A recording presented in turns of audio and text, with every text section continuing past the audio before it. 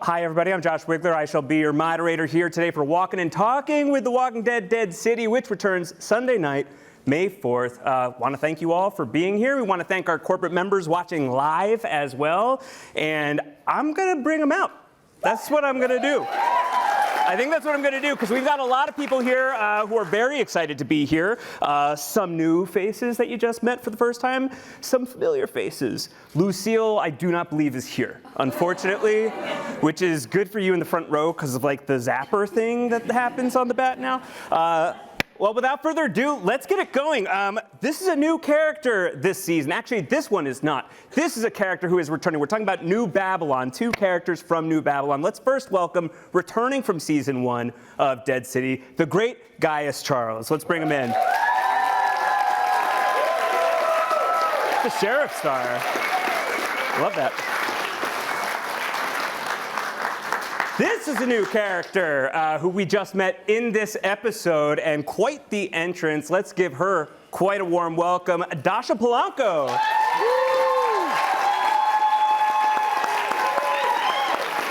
Come on down. Take this away. There you go. Another new character, and they did a lot of like terrifying smiling in the episode. So let's see how much terrifying smiling he's going to do on this panel. It is the great Kim Coates. Quite the pop. This is him. Joshua now. Yes, yes. Hi. Love you, Kim. Love you. We sure do. Some of you love him. Some of you hate him for what he did. You know what he did. But he's trying. He's turning a new page here. But he's got a new baseball bat as well. Not present tonight, but he certainly is. Jeffrey Dean Morgan. You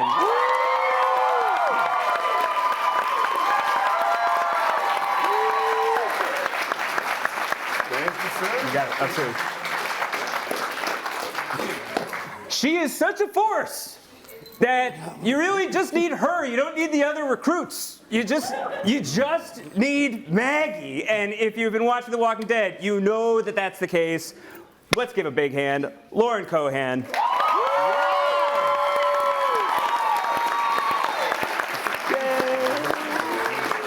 I feel going. He is the one you write your angry letters to. He is the one you should be writing your love letters to as well, though. I just want to say that because he is chiefly responsible for overseeing this entire franchise that we all love so much. Let's give a very warm welcome for our final panelist, Scott M. Gimple. This is you. You're sitting here. That's where you go. All right. So, well, welcome to New York. Although you've been here for a little bit of a minute. Could one of you tell me what you were doing last night? Maybe Jeff, where were you guys last night? Do you remember where you were last night? I think it's a fair question to start with. That's a good, yeah. Because I don't know. Yeah. It ended at my house crying about the Knicks losing. Oh. I know. It started throwing out the first pitch with Lauren. Yeah? It's pretty cool. So I did remember. Yeah, that's a good one to remember. I mean, that's pretty cool, Lauren, to be here. Yeah. Walking Dead has been on for so long, and here we are. We're taking over Citi Field. Yeah. We're taking New York on by force. What was that like? Well, we've wanted to do that since season 1 of The Walking Dead, is to throw the first pitch at the Mets game. Before Jeff was even on the show, that was what we wanted to do. No, I'm just kidding. It was the main point. Yeah, it was the main point. We do the show, so we can do that. You know, it was all leading up to that, I believe, once upon a time. You know, Fear the Walking Dead had a minor league team. That's right. You know, we took over a stadium and we had a night there, and I was like, oh my God, I cannot believe this, a minor league stadium. We hit the big time. Yeah, this is much Majors, very major. Well, it is a major deal that the show is back for season 2. I want to begin with you, Scott, coming back here for the second season. What were some of the high picture goals you had established? Season 1, these very unlikely allies in Negan and Maggie, going to New York. Maybe a change of scenery would, if time didn't do the healing, let's see what New York does for people. Strange things happen here. So Stranger Things and, Negan and Maggie becoming friends. Now we're established in New York. What did you want to do here for season 2? I mean, we wanted to turn it up. No, all right, thank you. God bless you. New York as an environment was something unlike we had seen on the show. And it's unlike anything the characters had seen, or at least a post-apocalyptic New York. And it brings them down to zero. They are post-apocalyptic pros. They know how to handle themselves. Now they have to fight the subway. Yeah, now they have to fight the subway and... It doesn't really work. Yeah. No. Well, who knows? Radio City's back. Power equals power. He said the thing. you know what? I like this rowdy crowd. interactive crowd. Yes. The way that people have survived in New York is different. The way the walkers are in New York is different. The way the world is in New York is different, and they have to adapt. Yep. They aren't the superheroes that they are in Virginia. In real life. Yes, certainly. Lauren, for you coming back, you have season 1 of the spinoff already under your feet. You have a bit of an understanding of the language of the show at this point, which itself is that seems like a kind of ridiculous thing to say because The Walking Dead made it so many seasons, but this does have a different language to it, Dead City, for sure. Yeah. Having that experience coming back for season 2, was there a different set of nerves coming into a sophomore season of this? I think it felt a little bit like a new experience again, because when we started Dead City, it was already supposed to just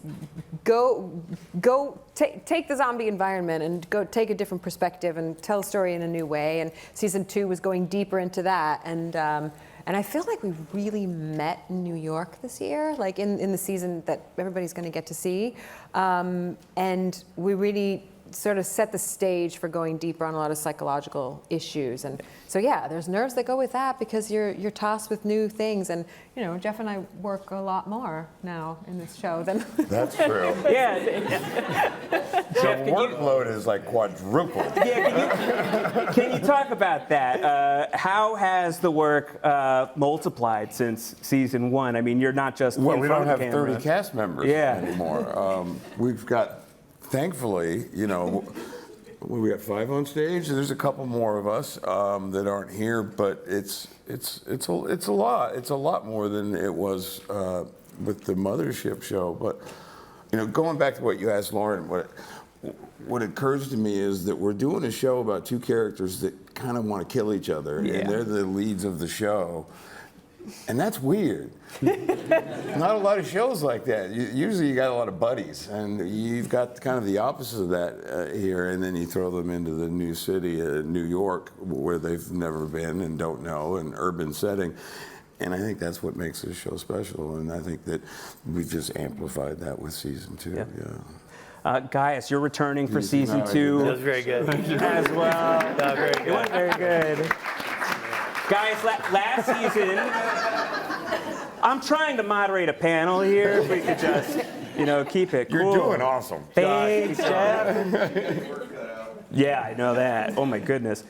Gaius, you're returning here for season 2. Last season, first season in a Walking Dead show. Are there different sets of jitters having going into The Walking Dead for the first time, this huge mega franchise, the zombies, the everything, versus coming in season 2, you've got a better handle on who Armstrong is? Yes. Well, when I first started on season 1, I'd only seen a few episodes of the original show, just because of the timing to get, to just sit down and watch it. So few to watch. So many to watch. Oh my gosh. But having seen the whole series, I just fell in love with it even more.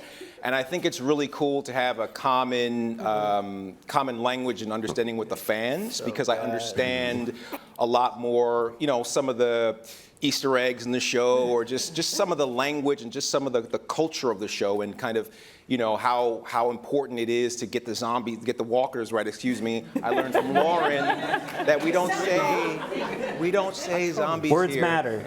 Words matter. Yes. And we don't say zombies, we say walkers here. But all that little stuff, that just help to bring the nuance to it. So, yes, I mean, standing next to these talented people is very humbling, and something that I took very seriously, and I'm just honored to be a part of the series.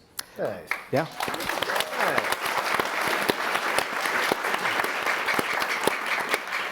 Dascha, Hi.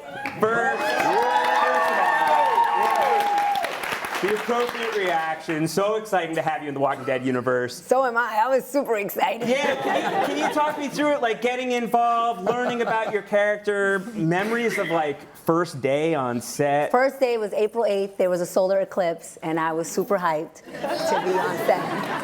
And what can I tell you? It was just meant to be. But I am a fan. I did my homework. I was like, I have to bring it. I'm going to be around these iconic individuals, then I have to bring it.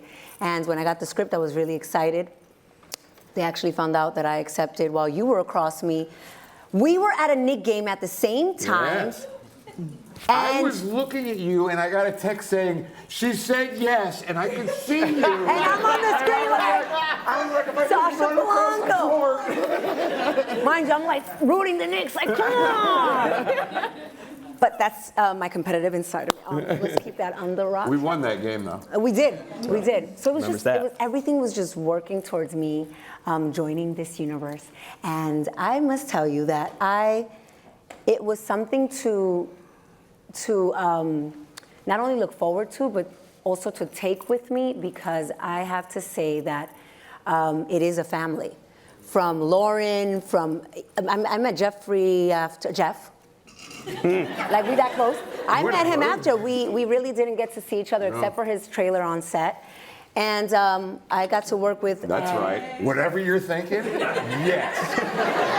Yeah! I second that. Stay right there. But they allowed me to actually be part of the creation of Narvaez and bring her to life. I got to play with her attire, with what is her weapon, what are we doing. I got to drive a boat. People don't know, but I got to drive a boat.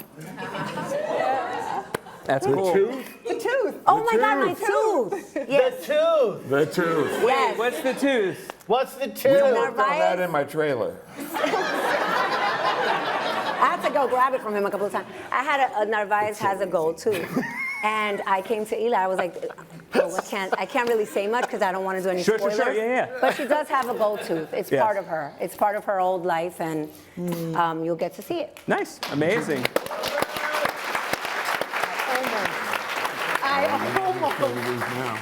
Almost. Kim. Look, before we start, Yeah. I'm fucking exhausted. No, I'm fucking exhausted. This world that Jeff and Lauren have inhabited, called the Walking Fucking Dead. Yeah. I mean, Sons of Anarchy, I was a kid, I was a young man. This is very, very harrowing. 3.5 days of press, this is no joke. AMC, I love you. Never again. Never again. I'm fucking exhausted. She was like, I'm too old for Someone this shit. play that clip back next year. I want that next year, please. Oh my God, I've been saying that for 10 years. Yeah, well, it's a lot, sir. And I mean, you bring up Sons of Anarchy. You've been on major productions. This is something else? What? The Walking Dead. The show? Yeah. Yeah, it's all right. Yeah. It's okay. No, look, I jest. it's very. We've been talking for 3.5 days now. I haven't slept. Do I look all right though? Do I look? I'm trying to compete with Gaius. Anyway, look. Seriously, this is the truth. I very rarely in your life, when you work with actors, like I've always been a fan of Lawrence, but Jeffrey and I have been teasing each other for 20 years now. Oh, I want to work with you. I want to work with you. A big hug, big. Never think. Here we are. Yeah. No, and it's really, really exciting for me. And you guys have already said this. We've been talking all day. The cast is incredible. The directors, Mikey and Ed, and Lauren directed episode 6. We'll talk about that for sure, yeah. And, Eli Journet and Scott and the whole team. This is the real deal. This family is the real deal. And thanks for having me, honestly.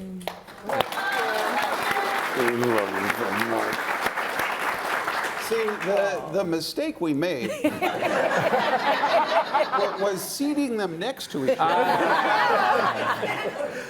I totally thought you did it on purpose. Is it too late? No, we like it. Scott. Yes.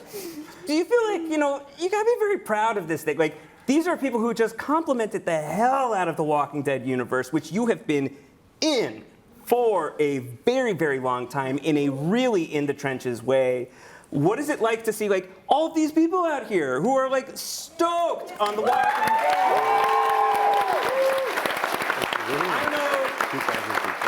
I know how many of you all were like the people who've got here at like noon today, like lining up, like it's a big deal. And I know you're like so in the story trenches and you got a job to do, but like do you get to have a moment where you're like, this is crazy?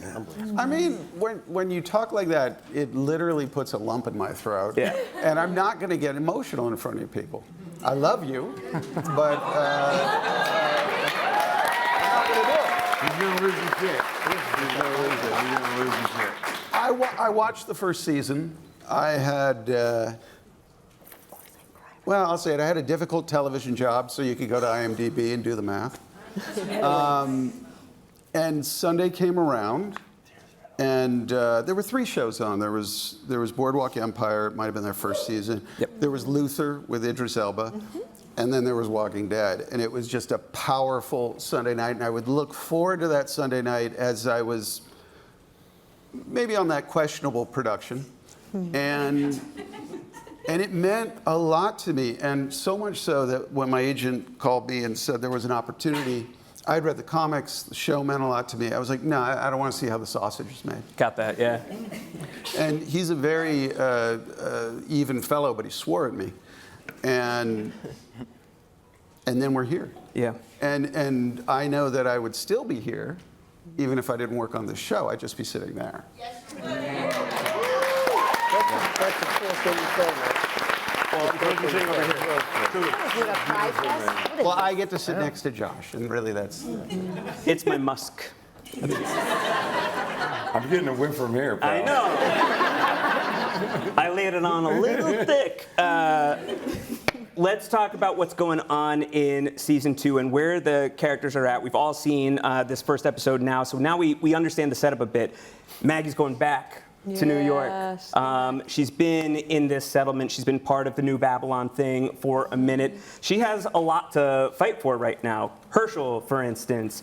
And rather than set her people off to danger, put me in, coach. Kind of reluctantly, probably, but put me in. Talk me through where she starts this season and going through that journey of that first episode. Yeah, people to protect, and it's so funny. I don't know if it's just like a wave of throat lumpiness, but I'm feeling it. But I mean, I gotta say, I loved throat lumpiness. Yeah, She's been making me laugh for the last 2 days. Yeah, the business isn't finished, and we saw. And I mean the entertainment business, people.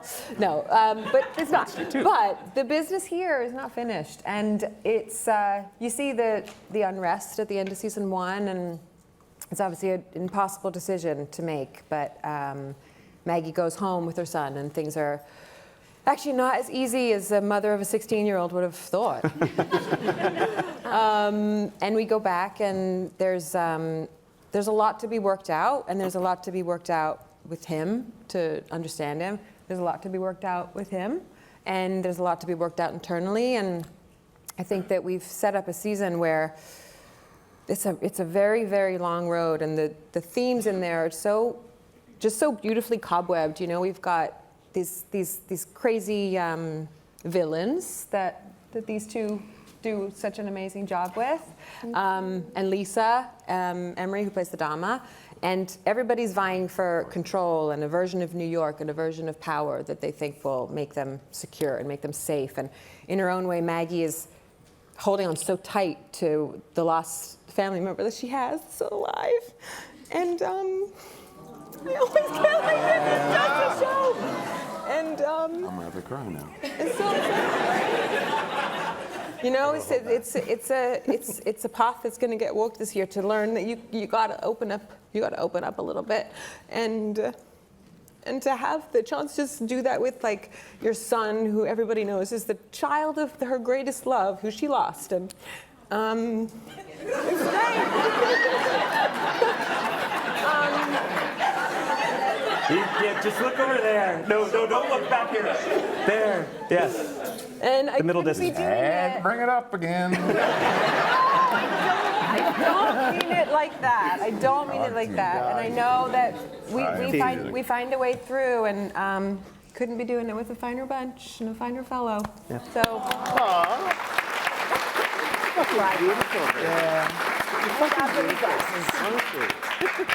I really just want to make sure to give props to Logan Kim, who's playing Hershel. Really, really good, and like getting to see Hershel as a real character on the show, as somebody who still reeling from the thing, you know. It's so great to see the next generation, right? And to see that character on here. And again, for you, I'm sure you're just like, we've got Hershel on the show. This is great. So just what a wonderful part of the first episode, and more to come. More to come. Yeah. Good. And He's really good. So good. Yeah. He gets to have a story. You know, he's not the son of, you know. And that's testament to Logan. Like he just blew everybody away with his audition and then with his performance in season 1. And Eli was very excited to write a story where, yeah, it's rare that you see somebody who can. He's so young, and he is like, yeah, incredible, incredible guy, incredible actor. Jeff. Yes. Negan. I'm just gonna start crying in advance of the question. Now I gotta think of a really good one. Because I don't want to answer it. Yeah. It was an accident. He was crying earlier today, but it was because of hot chicken wings. Yeah. Oh, They were boy. sold out. Woof. Woof. But I got the Hot Wings trophy, so relax. I'm catching some of your musk too, Jeffrey Dean Morgan. Thank you so much. Yes, indeed. Negan is behind bars again. Yeah. They got him again. So it's weird. Last year, Maggie set me up and traded me for her son.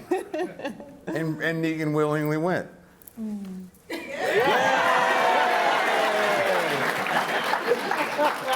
Sure, with her. So where we find him is not a great spot. And like I said many times in the course of the last couple weeks, it seems like, Negan has always been kind of a chess player, and he's really good at being a move or two ahead of everybody else in the game. And I think this is like the first time we see him, with the exception of season 9. 9? Is that jail? Jail? Nine's jail. Thank you, everybody. Yeah. Cutthroat. Yeah, where he went through some tough times there, especially with Lauren, Maggie, and but this is the first time we see him without an answer and about to get used in a way that I don't think anyone's ever used him before, which is kind of an interesting position to be in and to play as an actor. I think you owe everybody a beer. Yeah. If that happens on set, that's a case of beer for the crew. That's a good tradition. You got a Mr. Farm hat. But I think I was about done with that question anyway, right? That's fair. Yeah. No, but I think you raised an interesting point about how Negan hasn't been in this spot really before. That's what I was talking about. You get Lucille back as like a prop for Negan to sort of like summon his inner Neganism again. I'll continue with the answer.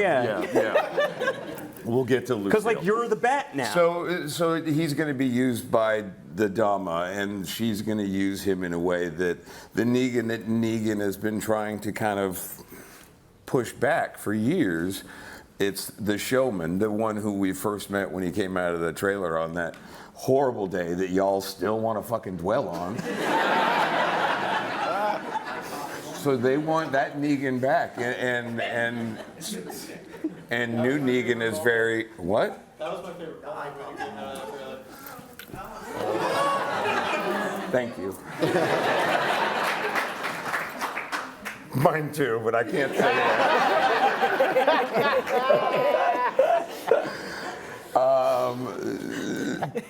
Anyway, so you're gonna hate this part. Negan doesn't want to be that guy anymore, and yet he is drawn into it. Yeah. And that's where we meet him at the beginning of this year. Is that good? Yeah, it's great. It's great. No, that's very well done, Jeff. Very well done. I'm Kim, you get to be there for that. We don't know a lot about who you are through dialogue on this show. Yeah. Didn't I talk a lot in that first episode? With your eyes. Not one. No, with my eyes. Not one uttered guttural anything. But actually, right? Like, Right. really, I feel like I know at least one thing about your character after this episode. I'm not fucking with that guy. Like, no way. No way. Like, Negan's doing Negan things. Negan is able to kind of like whip the room. Really good scene. Really excellent scene, truly. And you're he's smiling. And he's smiling. He's smiling. Like what is behind that is like, bring it on, or like this guy, you know? And so we don't know yet, but a lot feels very charged in You think? Okay. Bruegel. So this is what I got from watching the first episode, because I hadn't seen it. They wanted to know if I wanted to watch all 6, all 8. I said, no. I wanted just to enjoy it as we go. I know what I did. I trust the edit. We'll see what happens. I'm just so glad to be part of the family. And this first episode, for me, is very you, and then you. And then you, and then you. And then you get an occasional nice pop, and then these, and then Radio City Music Hall. Fucking thank God we're in New York. Wait till the second episode, wait till the third episode, and then I'm apologizing now for episode 4, because that's my fucking episode.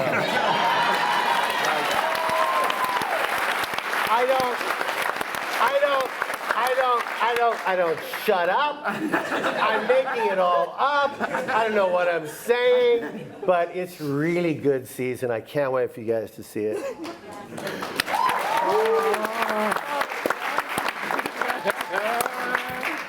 Bruegel is a banger of a character. Just warning you guys, like real unbelievable stuff. He's awesome.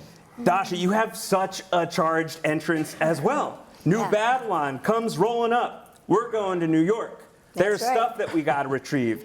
You better come with us or else. You're gone. So talk me through what that tells us about your character, because I feel like it says a lot, like down for the cause, really in. She's loyal to New Babylon, and she has to hold on to something. There's some kind of, loyalty to the idea of us getting to where we have to get to. And she's very objective-driven, goal-oriented. It's about that. It's about business. And she's very appreciative of Governor Byrd and where she has placed her. The idea of her being in a leadership role, and then, she's always like the observant of what's going on. Like, why are you so easily swayed by Maggie? And she's not a fan of it. So we get to see why later on. But for the most part, I think she's about business. Yeah. I mean, We're in New York. What are we doing? We're wasting time. We have to move forward. It's about moving forward. So you remember the day, the first day that you got on set, April 8th. Yeah. That was the date. What are some of the details you remember about that day and like stepping into that character for the very first time? Was that your first introduction? Is that your first scene that you shot? Yeah. Yeah, it was. I just gotta say, she freaking slayed it. Yes. Correct. Oh, that face. Yes. Yes. I was asked if I know how to drive. I'm like, yeah. I drive like a New Yorker. And I drove that, what is that, a Jeep Wrangler? Don't ask me. I don't know what it was. I know I drove She in knows. there and I lit that scene up. It was like, it's here or not. You know, I was nervous and stuff. I'm like, oh my God. And then I saw the walkers and then you see the people and you see this whole world that you're in. And then you're in Boston, but you're in New York. And then you're like, all right, we're going to do this. And then I'm going to, it's off with someone's head and I'm going to hit the floor running. And it lived up to my expectation. Totally. And I hope I did. You Big time, yes. 100% yes. And again, more to come for sure on that character. Yeah. Gaius, I feel like your energy coming into season 2 is so much different than how Armstrong shows up in season 1, right? Yeah. Armstrong, like, it's not right to call him like naive, but he hasn't been through New York yet. Right. And New York really changed the guy, and I think that's really clear in your scenes with Lauren in this episode, and like the way in which you're vouching for Maggie, for sure. Did you really feel like, did you feel like you were carrying something from the end of season 1? Because I think that's really the first page in that new chapter for you, is where you are at the end on the other side of New York. Yeah, well, it's very interesting, just hearing Dascha, because I feel like Armstrong was kind of in that position that Narvaez is in now. Like, that's kind of where he was in season 1, where he's just like cutthroat, all about the law, no compromise. And then he encounters these folks over here. And, Negan really teaches him how To be kind and loving. Well, that there's more to it than that. That not everything is so black and white. That there's a lot more nuance in the world, and there's a lot more nuance, and even just the moral issues that you have to deal with in the apocalypse. And so I think that kind of helped me go back. I say that I go back, or Armstrong goes back to New Babylon thinking, okay, Negan did me a solid, he saved me, I'm gonna kind of like, try to do him a solid and just put this whole thing to the side, not realizing that turns into a whole nother problem when everybody wants to go and get the methane. So yeah, I think Armstrong, you see the lawman side, but now you're seeing the family man side, and really you're seeing the heart of the guy, which I think is just a lot of fun to play. Yeah. You touched on something that is a big theme for the season. It's the reason why you're all going into New York is the methane. And I think that your character, I think Armstrong really gets to be, one of the major voices of like why this matters so much. Sure. Negan and the rest of you, Bruegel, like you guys are dealing with like turf war type stuff. It's like he who controls the methane controls the world. You're talking about, well, let's bring the world back. Like this has that potential. Yeah, because I think if, and I've said this before, but it's like, with so much death, with so much darkness, walkers, so much trauma, so much grief, you have to have hope in the story. And I think it's when Armstrong talks about bringing the world back, he's serious. Like that's his glimmer of hope. That's the sliver of hope that he can hold on to, that maybe this fight is worth having. Maybe we can bring the world back. Maybe we can, bring things back for our kids. Maybe we can have a life that's better in the next generation rather than worse.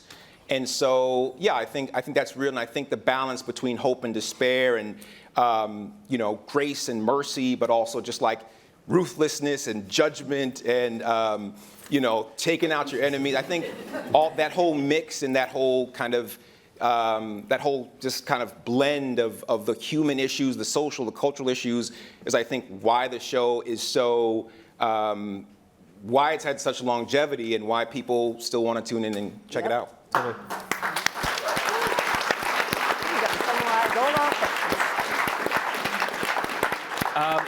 I'd like to shift gears a little bit to something that's not actually from this episode. It is from further down the line, and we're not spoiling anything, but I want to talk about you directed an episode of Dead City this season, Lauren. Directorial debut for Lauren Cohan. As Jeff mentions, you guys have a lot to do already. Throwing this into the mix, it's a bear of an episode. It's a big one. You have a lot going on in that. What? I didn't do anything weird. It's a big one. You have a lot going on in this episode. You are acting. You are. There's stunt work. There's so much amazing stuff.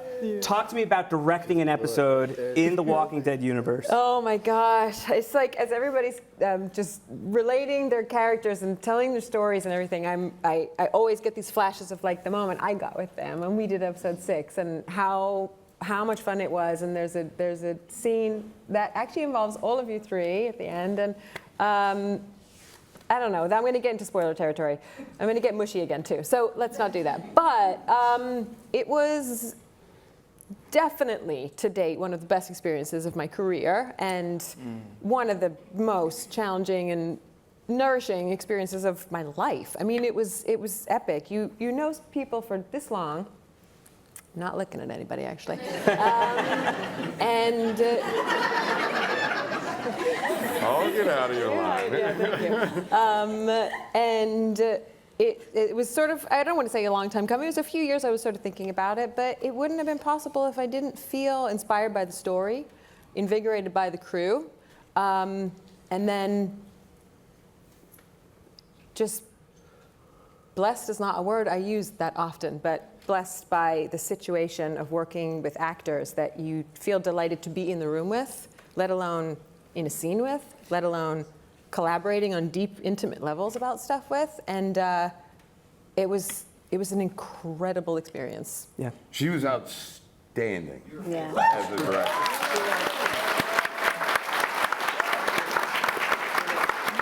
It's very hard. It's very hard just to do one job in a show. Just to be Maggie is not an easy task in a show, and to add to that the directing, which she took very seriously from well before we started shooting. She was in prep mode for episode 6 because she knew she was working every day up until that, and so she was prepping. And I remember she called me.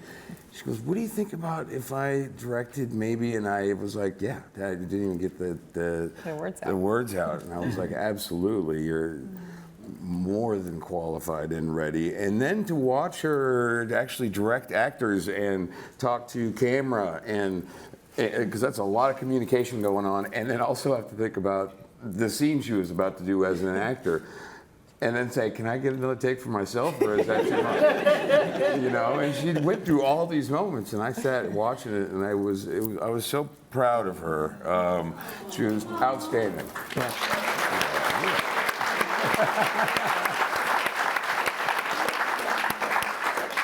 Let's keep it going. Kim, your experience being directed by Lauren Cohan. Who? Stop. Look. Look. Let's just get this out of the way right fucking now. I'm exhausted. I don't want to be here, but I am.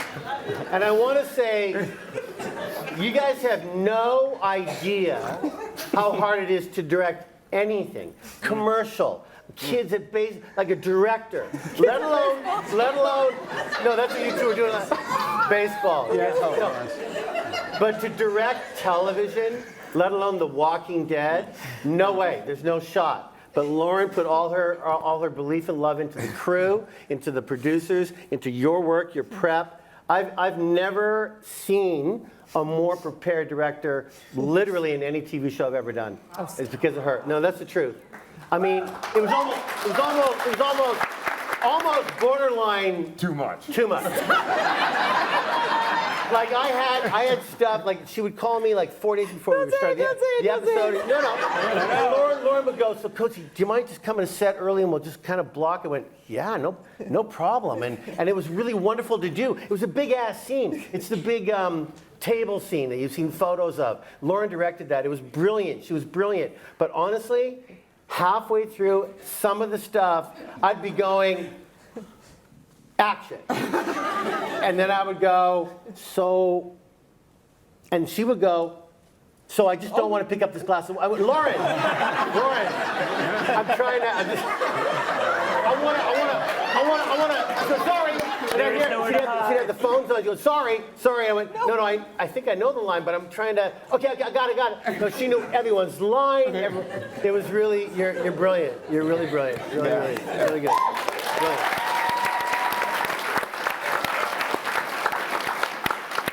This is a great tradition in the Walking Dead family of like actors who go on to direct the show. Like Cudlitz has directed tons of episodes of the show. Denai directed on The Ones Who Live. She wrote on that one as well. Talk to me about like Coleman Domingo. That's right. Yep. Of course. So Lenny James. The experience of seeing like the actors then come on to that level of the creative side. Like, what are those conversations like when that's beginning to happen?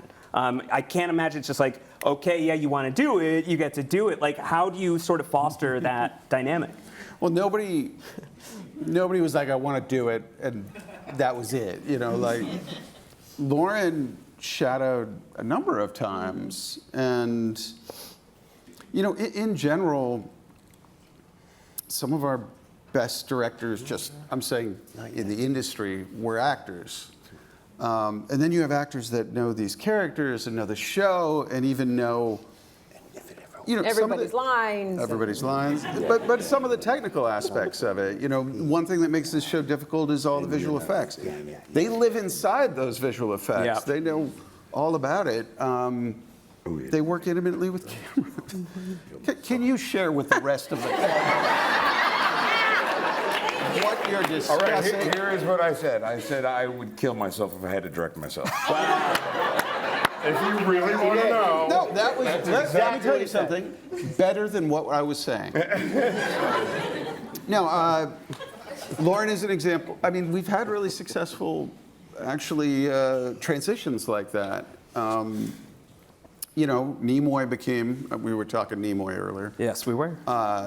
A tremendous director out of his work on Star Trek. Jonathan Frakes. Yes, I'm my guy. It's all Star Wars right now. Star Wars, holy God, here we go.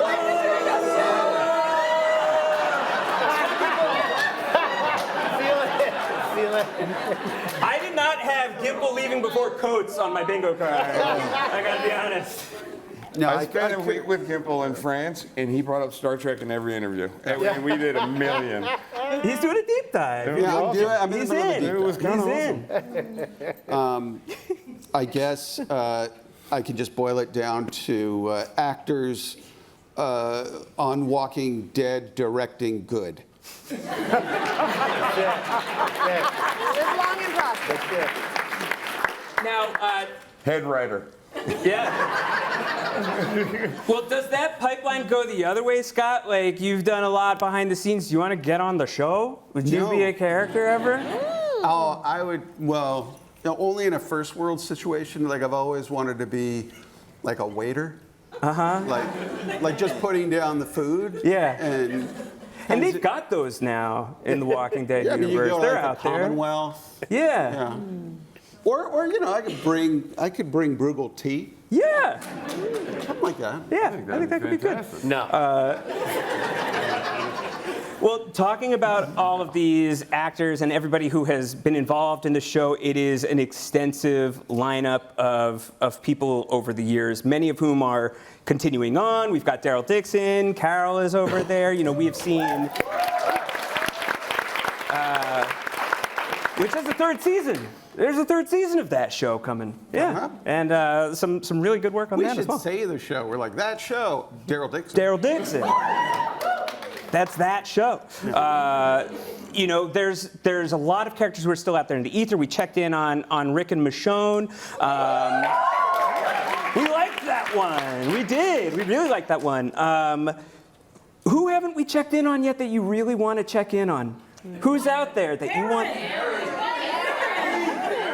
Actually, It's actually a good question for the audience. yeah, I'm actually more interested in their answer. Okay, we got a lot of Aarons. Who else? Father Gabriel. Princess. Oh yeah, Princess. Princess spinoff. Well, I mean, watch the show. Where the heck is Heath? Oh yeah, Where is that guy? I mean, he is in your local multiplex regularly. That's true. Yeah. No, I'll tell you this, having given up on sort of showing something about that, fulfilling that. I think I know who Keep it said locked that. down. Yeah. It's Heath.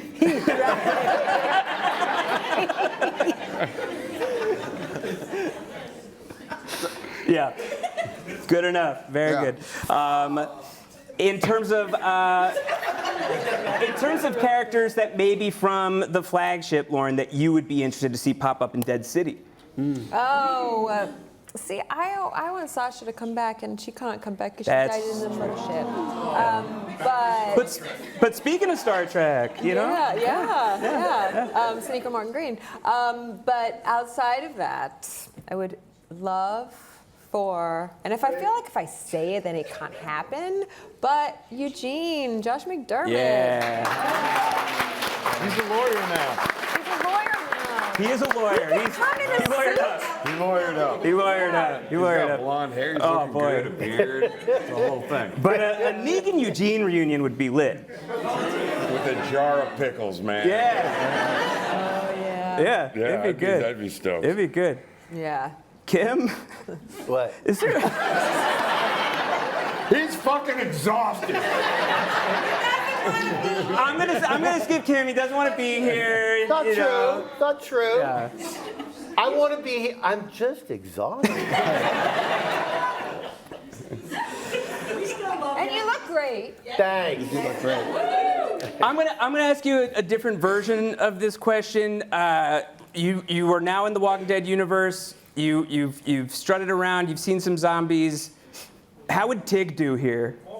Tig is his character on Sons of Anarchy. If you haven't watched it, which you should. Tell me about Tig in the zombie apocalypse. He'd stab the odd walker and he'd broil them up, and he would just kind of make sure he wasn't starving. I mean, he would survive somehow. That guy. Yeah. Did you say he would broil them up? Sure. Rotisserie. He would. Yeah. He would eat the walker. Sure. Sure. Did I gotta Tig tell you something came up. No spoilers. No spoilers. No spoilers on how that went. Today, and it was Said what? Tig as a baby. Oh yeah. Have you seen Oh that yeah, before? the Sons of Anarchy babies. Babies, they do It's a so CD, an AI thing. Oh boy. AI. Like We're It was wildly crazy. It off was the like rails. an AI. It was the cast of Sons of Anarchy in leather, but they're babies. yeah. And as soon as Tig came on, So I'm like, oh, cute. They mother babied Sons of Anarchy? yeah. So horrifying. So But they're still cute. wearing leather, so it's Yeah, cool. they gotta be. They gotta be. Dascha, which is the scarier environment to be in, The Walking Dead or the prison system of Orange is the New Black?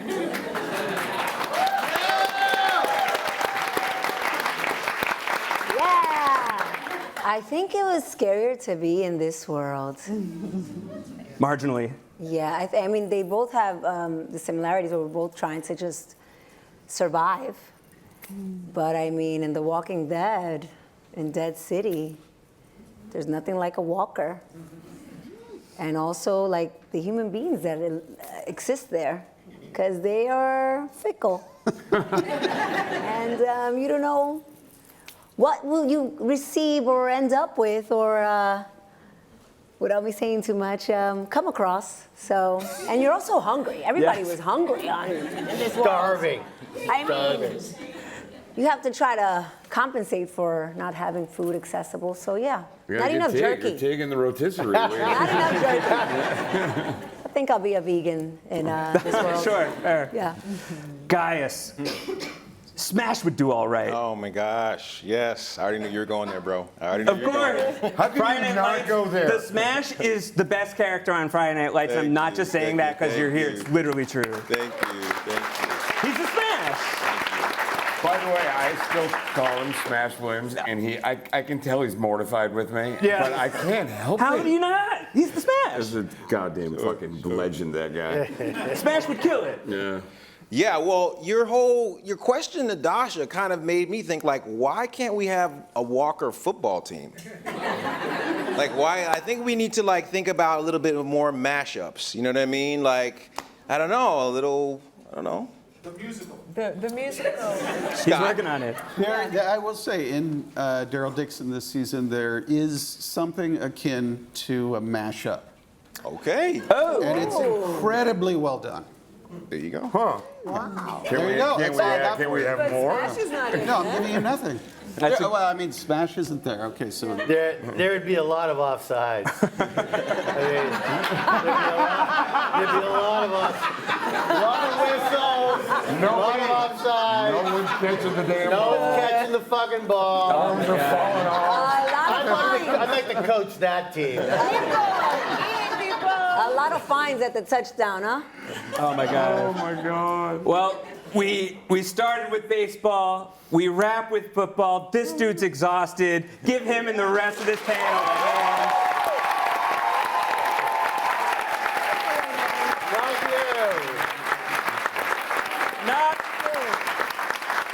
First of all, thank all of you. Thanks, Paley. Thank you, AMC.